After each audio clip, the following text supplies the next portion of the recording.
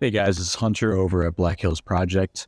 Today we're going to be talking about a rifle that we've featured a few times on the Instagram, we've talked about a few times on the podcast, and that is my Block 2, or it's a heavily inspired Block 2 or a modern take on a Block 2. So the goal of this video, the purpose of this video is to kind of illustrate what a do-all rifle looks like, or more of what my do-all rifle looks like. So we're actually going to be going over real quick here, the parts list, just some different things on this rifle. Then we're going to run out to the range. We're going to shoot some close range, some medium range, some long range, up to 800 yards with this rifle.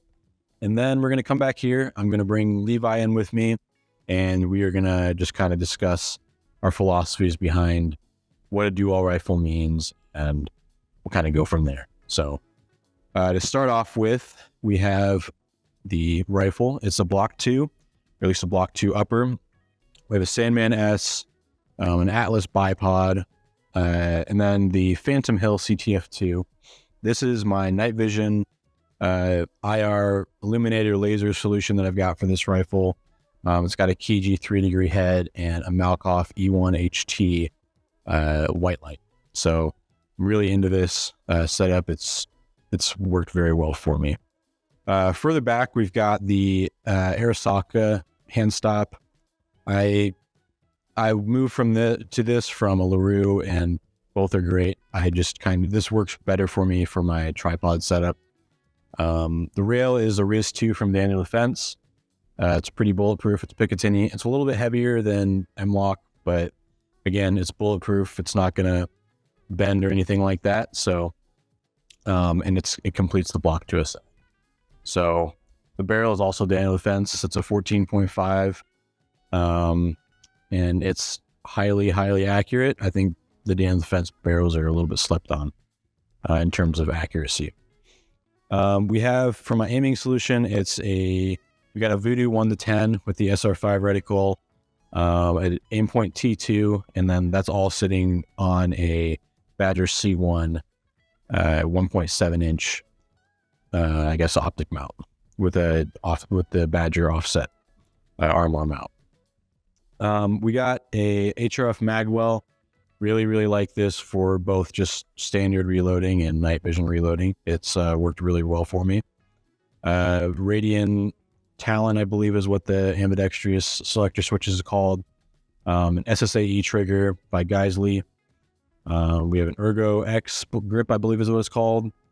Geisley charging handle, the airborne version. We have a Hodge BCG in here. And then moving on back to the end, we've got a CTR Magpul stock in a standard buffer setup. It's a Springco Blue spring in there though, with an H2 buffer. So this is the main setup we've got for this rifle. Now I'm gonna run out to the range. We're gonna do some shots out to about 800 yards. So we'll kind of show you how that works, and then we'll come on back here to the table, and we will talk about it with Levi.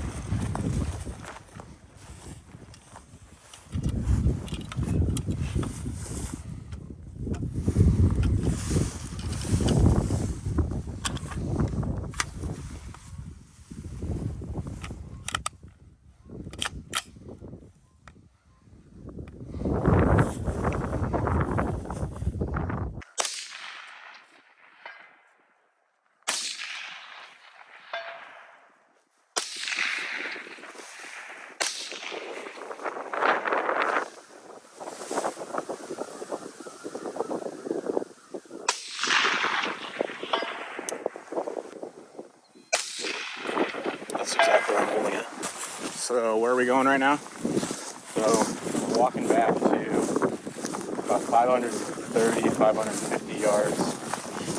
We got a 10 by 12 plate out there, and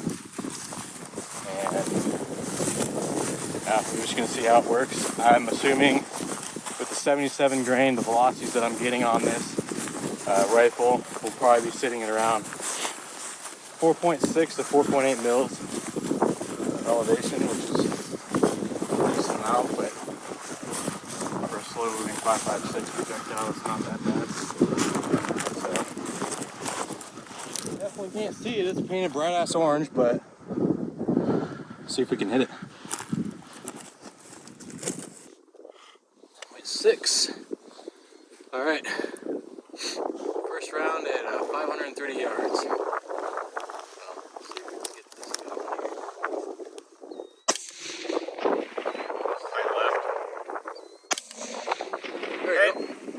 Second shot right there. Keep going, bud. Hit it. Hit. Hit. High right.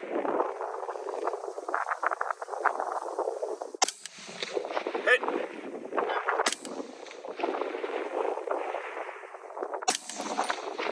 High. Hit.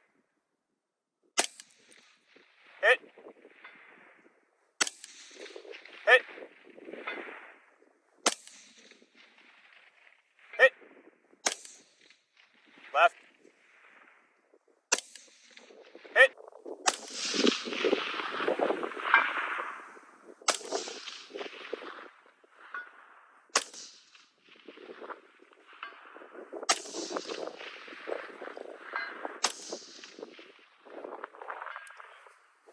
There's 5 in a row. Go shoot it.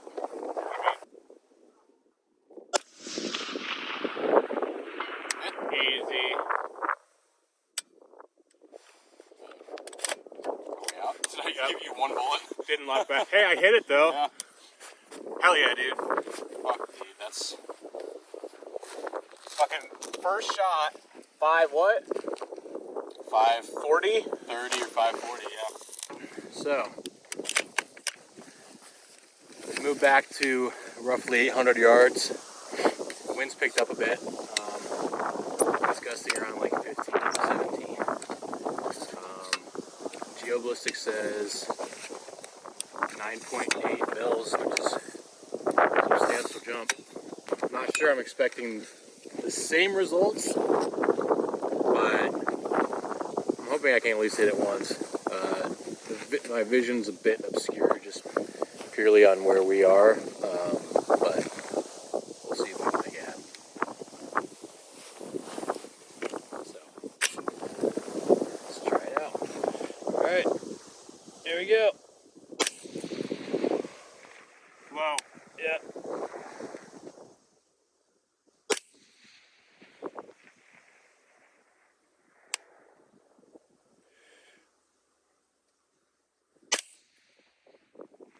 Whoa. Good left and right, good wind, but hot, aim high. High. Just over the left shoulder.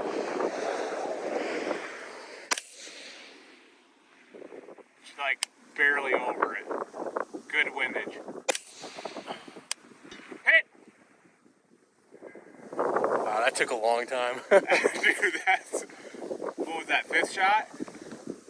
Probably 6th or 7th, but Dude, that's still 800 yards with a 223, a 14.5 223.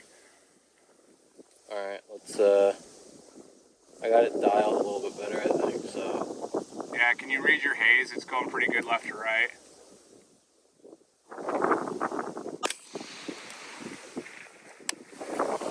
Didn't see it. The wind's picking up.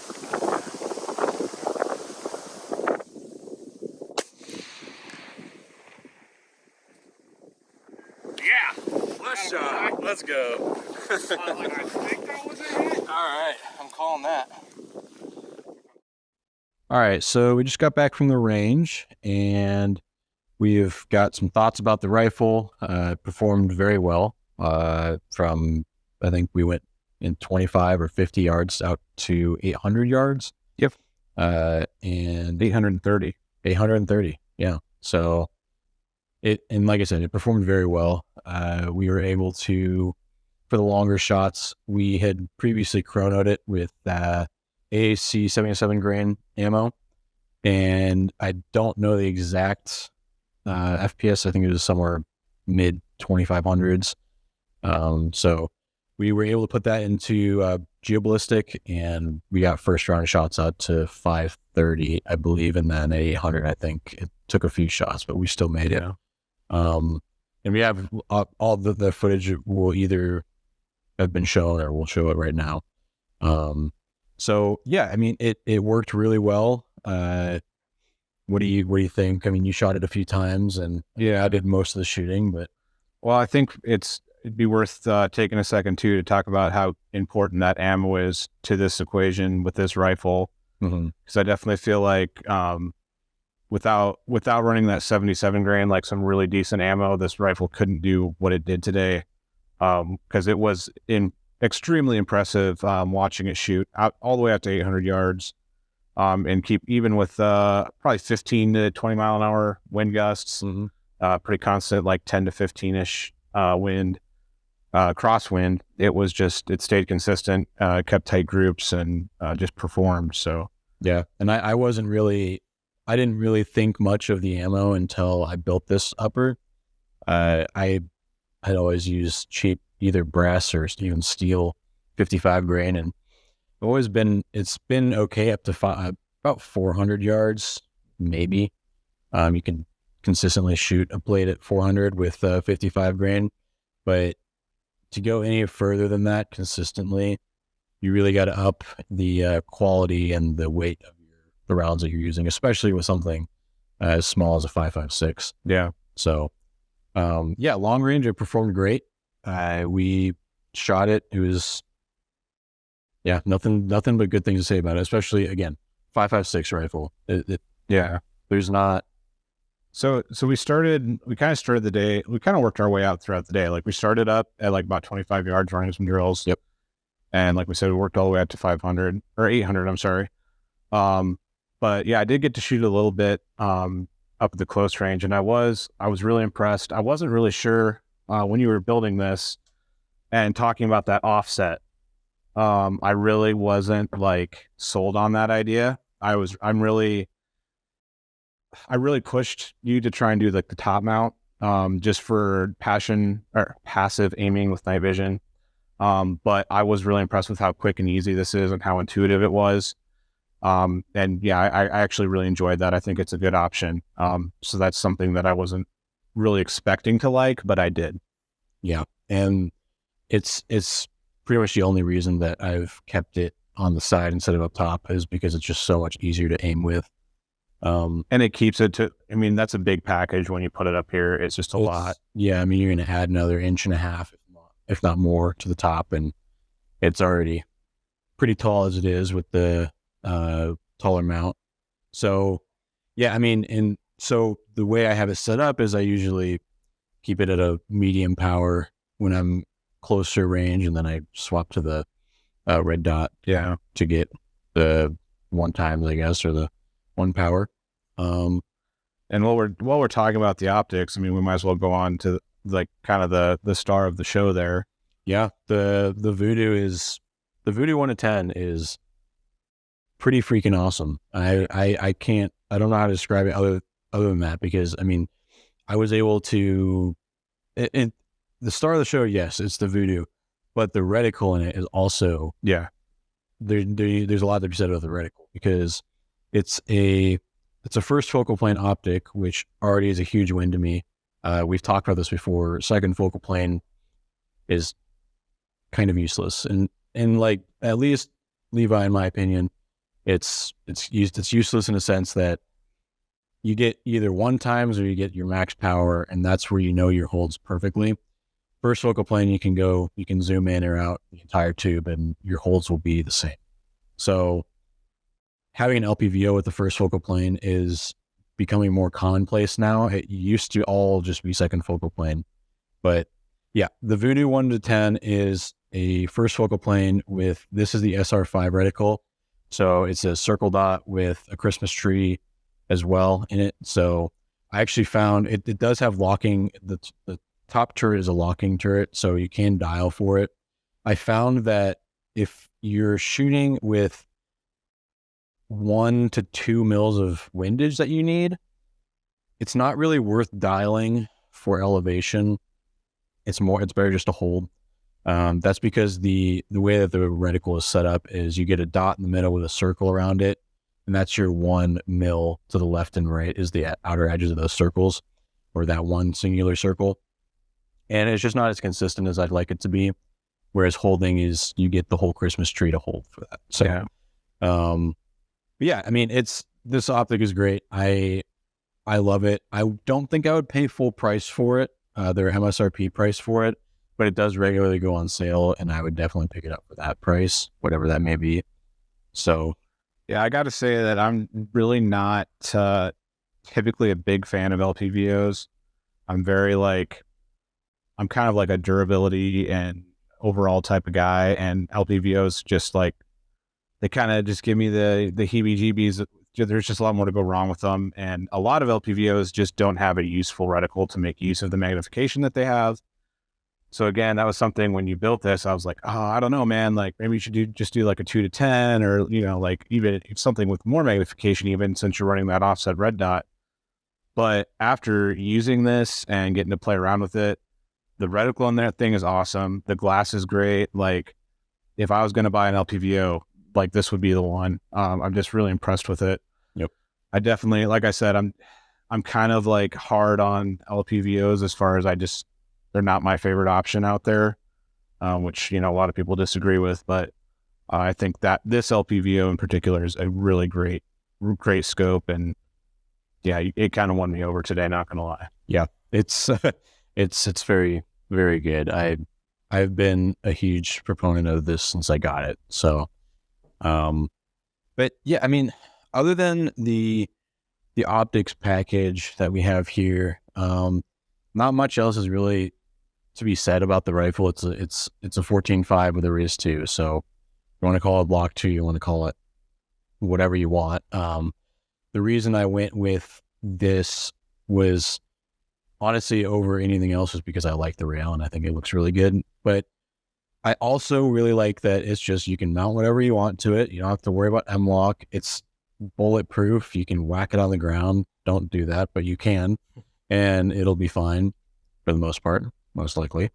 And it looks really good. That was the main reason I bought this. So don't let anybody fool you for things like M-lock might bend or anything like that. Anything can break. But the usefulness of the full Picatinny rail, it is slightly stronger. But yeah, the whole upper is a very attractive looking upper. So that's that. Also, I guess we can talk about really briefly, we didn't really shoot a whole lot of night vision. I'll probably get more into that later this weekend. Yep. But as of right now, I mean, I have used this. It's been my main IR device for probably 8 months since they released it last year. And it's worked great. The center bore laser is awesome. You can just use straight up 50-yard holds. I'm sorry. There you go. You can see it a little bit better. So the laser is just center bore. You 0 it to 50 yards and you call it good. So we got the like I said earlier, we have the KG. This is the 3-degree head.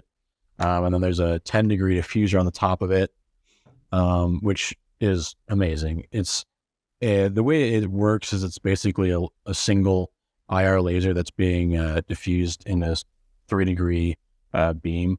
So the power that you get is perceived to be much greater than what is technically legal. But it's a laser, so it's actually at the max power that it really can have, but it's just diffused out. So it's a very, very ingenious trick to kind of bypass that. Not that there's nothing illegal about it. I don't know if you want to worry about that, but it's a cool technological, I guess, kind of leap above like something like the E1HT, which this is a white light, but they have regular infrared LED light heads as well. So, and there's definitely something to be said for having your IR laser, your IR illuminator, and your white light all in one unit. mm-hmm. I personally love it. It's great. The buttons make up for not having a tape switch. So I love this unit. It's served really, really well. And the owner of Phantom Hill is nothing less than a stand-up guy. He's great. Yeah. I do want to mention, I do think this bipod did play a big part in being able to shoot out to 800 a day. Yeah, because I had some bipod issues with my rifle today. That was super frustrating. So that Atlas bipod is awesome. And I think that was, between obviously your optic system, your barrel, your ammunition, your bipod, like you just have, it's kind of that essentially, it's like the perfect package to be successful. Yeah. At longer range shooting. And not that you can't use anything lesser than all this equipment. That not at all. We've done it before. We've continued to do it. But things like this just make it a little bit easier. Yep. And that kind of rolls us into the philosophy behind a dual rifle. My whole thing is there's an age old saying called cry once or buy once, cry once. There you go. There you go. And it just means basically that things that are more expensive generally are more expensive for a reason. Get what you pay for. Yep. And that's true. I've learned in life about 95% of the time. There's that diamond in the rough every now and then, but we started saying there's no such thing as just as good, but there is a thing as good enough. Yep. And I actually kind of transcended that with this build. I wanted the best that I could get. Now, obviously, is the Phantom Hill the best you can get? No, but for the money, yes, it is. Is this LPVO the best you can get for the money? Possibly. I don't know. I've to be determined. Yes, it's to be determined.